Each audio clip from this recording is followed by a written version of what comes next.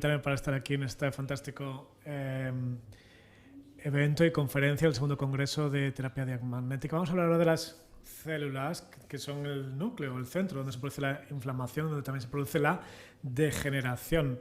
Voy a presentar ahora algunos de los resultados de cómo trabajamos con los resultados de y cómo actúan los macrófagos en el fenómeno inflamatorio, porque obviamente esto se produce para luchar contra las infecciones y cuando no funciona bien esta defensa, entonces se producen las enfermedades. Y yo voy a dividir la charla en 4 puntos distintos. Vamos a hablar de las condiciones que favorecen la activación de sucesos inflamatorios que puede llevar a infecciones que se llaman M1 y estos generan otros macrófagos que se produce la regeneración y la curación de las heridas, lo que hemos visto en la charla previa, y luego los otros que se llaman M2. Los más importantes, o las enfermedades inflamatorias más importantes son estas, que es una sepsis grave, es cuando el sistema inmunológico se deteriora completamente y solo hay una gran inflamación.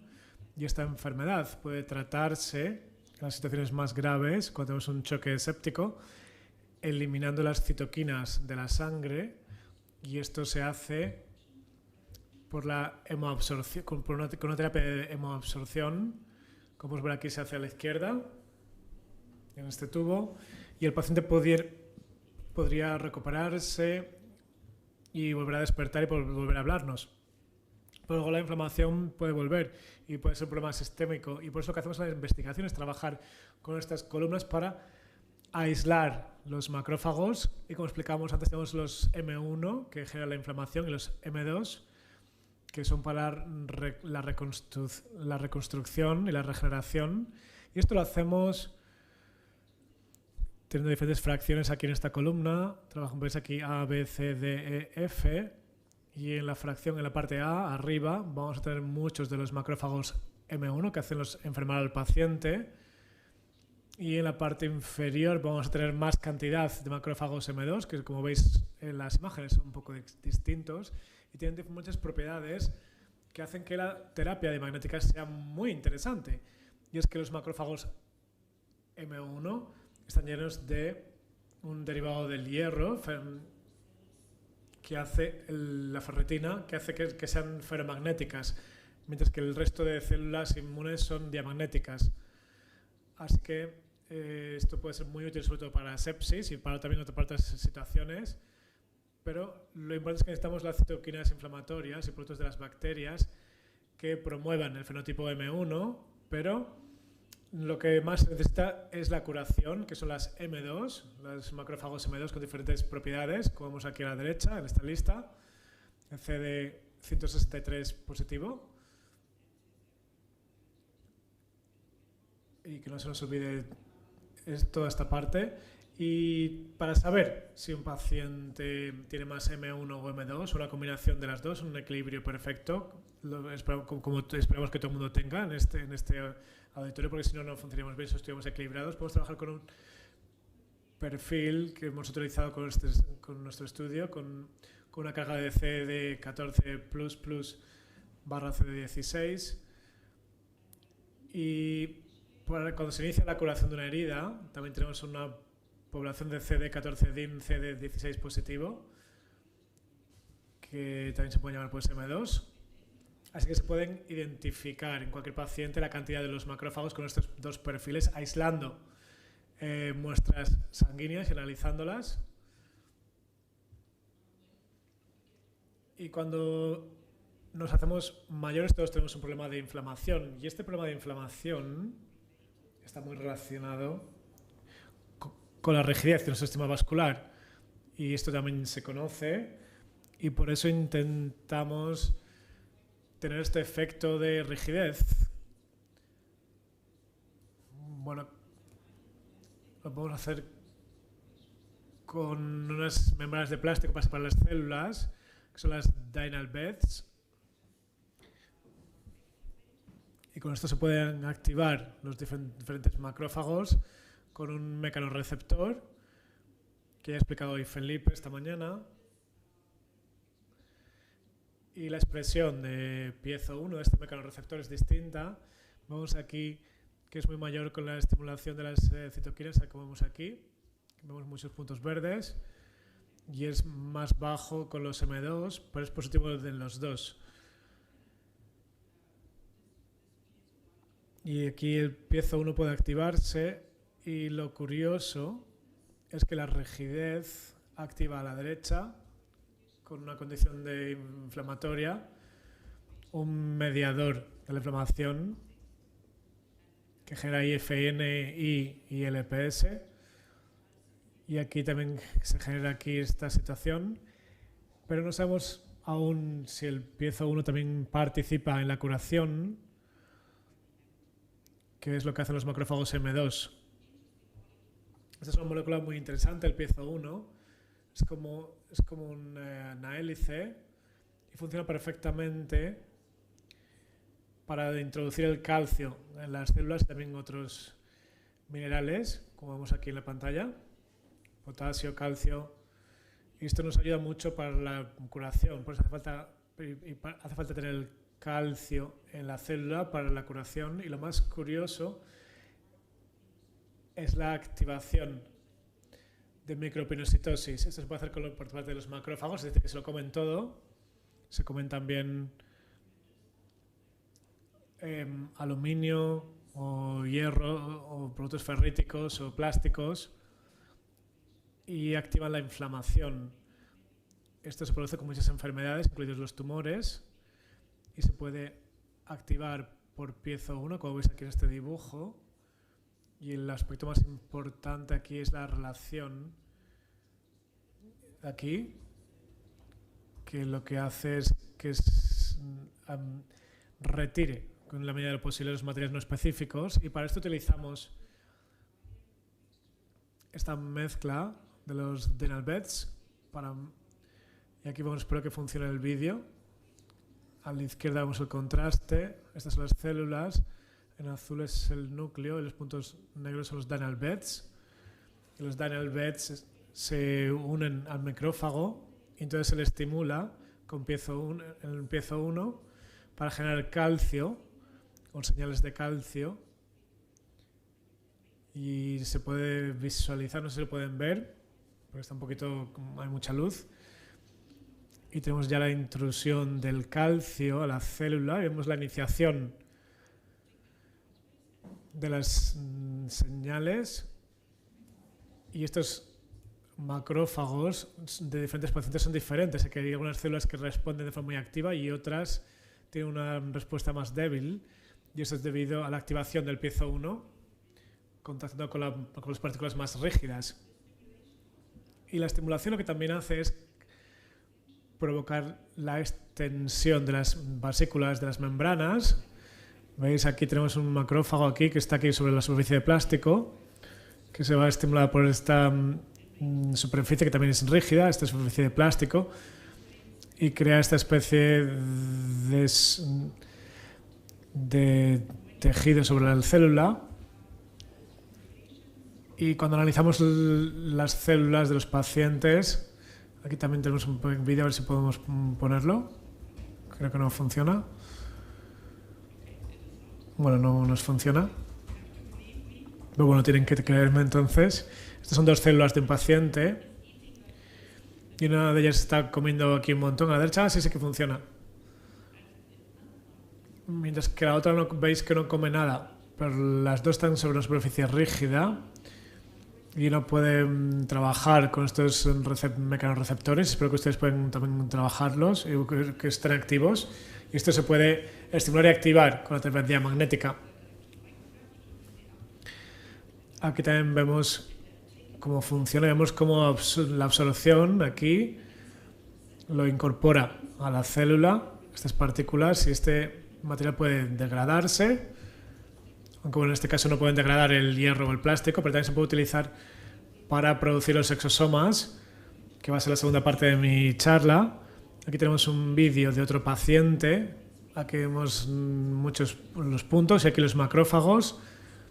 Y comen todas estas denal bits hasta que luego ya no quedan, y eso se puede utilizar para hacer una modelación matemática y crear un programa. Y esto lo hacemos con pacientes que tienen glioblastoma o con sepsis o con pacientes que tienen también artritis avanzada o otras enfermedades autoinmunes. Aquí vemos también la generación de un poco de espuma y bueno, sabemos que las células con espuma son muy detrimentales en las enfermedades. Aquí vemos y con un análisis de imagen se puede ver que algunas células son más activas que otras. Esta célula de aquí del medio, aquí podemos ver que está absorbiendo de 7 a 10 partículas cada vez, y esto solo se puede explicar por la por esta acción que acabamos de ver. Y ya después de ver la macropinocitosis, vamos a ver la comunicación de los macrófagos a través de los exosomas, que como en muchos se comunican por las citoquinas. Y lo más importante es que estos macrófagos, en los M1 y M2, segregan los exosomas, que son el lenguaje de los tejidos para comunicarse con las células inmunológicas, porque lo que contienen puede afectar a la respuesta. Y lo más importante, y espero que todos tengamos aún nuestras células madre mesenquimales, como explicábamos antes, y los exosomas que vienen de las células madre son siempre muy positivos porque contraactúan frente a la inflamación por un lado y por otro lado fomentan la curación sin crear un tumor.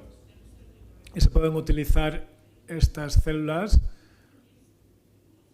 y se pueden también conseguir y se pueden incorporar comprándolas de una empresa, pero también se pueden fomentar dentro del paciente, como vemos aquí. Es una célula que hemos extraído del fluido de la espina dorsal, que no contiene muchas células, pero sí contiene muchos exosomas. Y a veces hay una célula como esta, y en esta zona podemos ver la liberación de exosomas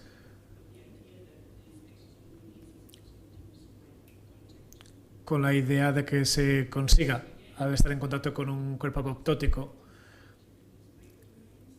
Así que con estos microdominios podemos liberar los exosomas y, como explicábamos, un macrófago puede comerse todo este material, ingerirlo todo, y es importante que también esto va a incorporar incluso lo malo que hay en los fluidos, así que luego va a generar estos cuerpos que se pueden utilizar también para secretar endosomas. Y en los buenos casos o los mejores casos luego se va a degradar las partículas negativas, y cuando se degrada está bien, y si no se degrada, entonces se puede utilizar, en cualquier caso puede utilizarse para generar los endosomas buenos y malos. Y es necesario tener muchas moléculas que tenemos que seguir analizando, como son esta de aquí, la ESCRT1, que están relacionadas también aquí con diferentes situaciones, y les puede cargar con cosas buenas y cosas malas, y nos hemos centrado en analizar aquí la información que se contiene aquí con los tetrasparinos, con toda la información que se pueden dirigir a ciertos tejidos concretos, y dentro tenemos aquí el resultado. Y esto ya son algunas otras imágenes con las que intentamos demostrar cómo es el citoesqueleto. Así que bueno, aquí retiramos todas las proteínas y aquí tenemos estas moléculas. Y si ampliamos podemos ver que los exosomas, podemos ver aquí cómo es el citoesqueleto, lo cual es muy importante para guiar luego la liberación de material. Aquí también tenemos una imagen de escáner. Aquí podemos ver cómo de homogéneos son los exosomas en este tamaño. Y a este nivel ya podemos ver algunas fracciones donde vemos algunas vesículas que no son específicas y que no contienen mucho ARN. Y a la derecha vemos una imagen de los exosomas. Aquí vemos la homogeneidad y el tamaño de las vesículas, y esto lo podemos utilizar para el diagnóstico. Y ahora en cuanto a los pacientes, donde hemos visto antes la columna o el tubo con el paciente que estaba muy enfermo, y el paciente, bueno, tenía sepsis, se recuperó durante la semana y luego al final murió. Y el diagnóstico era que, bueno, tenía otra enfermedad que no conocíamos, pero conseguimos aislar los componentes que teníamos y conseguimos explicar que estos exosomas de estos macrófagos del paciente fueron los que generaron un tumor, así que se proliferaron y produjeron la invasión de otras células. Y por eso se generó, finalmente con el MIR215P, se creó un adenocarcinoma. Y este es el diagnóstico, esto es lo que no queremos llegar a tener. ¿Y cómo podemos impedirlo? ¿Cómo podemos evitarlo? Pues podemos tener tenemos por un lado las células que son los asesinos naturales, son natural killers, que son cosas que no necesitamos, por ejemplo, pues la piel, no hace falta para educarlas, son células que ya están ahí sí o sí. Y pueden hacer muchas cosas, es que también pueden acabar con otras células. Esta es una célula NK, como vemos a la derecha, que va hacia el objetivo e introduce sus moléculas para provocar la muerte celular. Y aquí tengo otro pequeño vídeo en el que podemos ver cómo estas células NK pueden matar también a los macrófagos. Aquí vemos algunas células redondas, que son linfocitos. Y aquí vemos aquellas que son elongadas, que tienen una estructura, ¿veis? Que puede atacar algunas células, como aquí, a las 12 en punto. Tiene un agente infeccioso, ¿veis que se mueve? Y a la derecha hay dos macrófagos que están siendo atacados por las células NK o asesinas y los están matando. Así que cualquier individuo sano tiene estas células NK para controlar las infecciones todo en el día a día. Y tenemos analizado un poquito la zona de contacto entre los macrófagos y las células NK, y que crean aquí una estructura que es la sinapsis.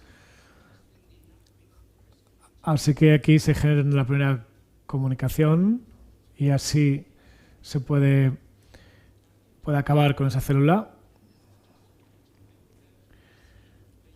Y aquí podemos ver la interacción que se produce. A la derecha esta es la célula NK, a la derecha del todo, como con un agarre que se agarra al macrófago y empieza a infectar la superficie. Y ya en cuanto a nuestros pacientes, este es un paciente sano. Aquí vemos la cantidad de puntos rojos, que es lo que todos deberíamos de tener. Muchas células NK que luchan contra cualquier infección en cuanto aparece. Por eso a veces notaremos que estamos como que nos vamos a resfriar y a veces al día siguiente estamos perfectamente. Y esto es porque estas células son activas. Pero los pacientes que sufren sepsis ya no tienen estas células, a lo mejor solo tienen un 5%. Y lo mismo pasa con las enfermedades autoinmunes, que no tienen las células para controlar los M1 y los M2. Y precisamente ahí es donde tenemos todo el contexto. Tenemos los exosomas, que nos ayudan a tener el equilibrio entre M1 y M2. Porque frecuencia a veces hay que ver cuál de los dos necesitamos más en cada momento.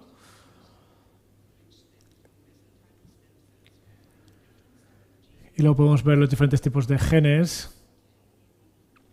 MIR125 para regular las señales de las citoquinas y también la supervivencia de las células madre de la piel de las células madre.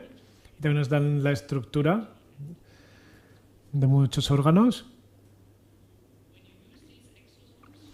Y con estos exosomas los podemos tener sobre macrófagos inflamatorios. Aquí podemos ver los perfiles.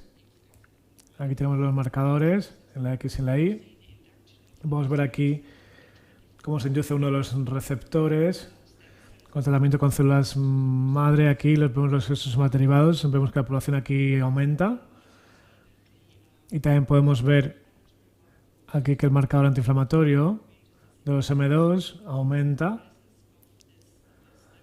con la presencia de los exosomas derivados de las células madre, de forma que al final consideramos que los exosomas que producen de las células madre y de nuestro cuerpo nos ayudan a tener un equilibrio entre los macrófagos M1 y M2, con la regulación de ciertos marcadores, tener una mejor respuesta a los complejos inmunológicos, porque todos tenemos nuestros anticuerpos para eliminar los agentes infecciosos.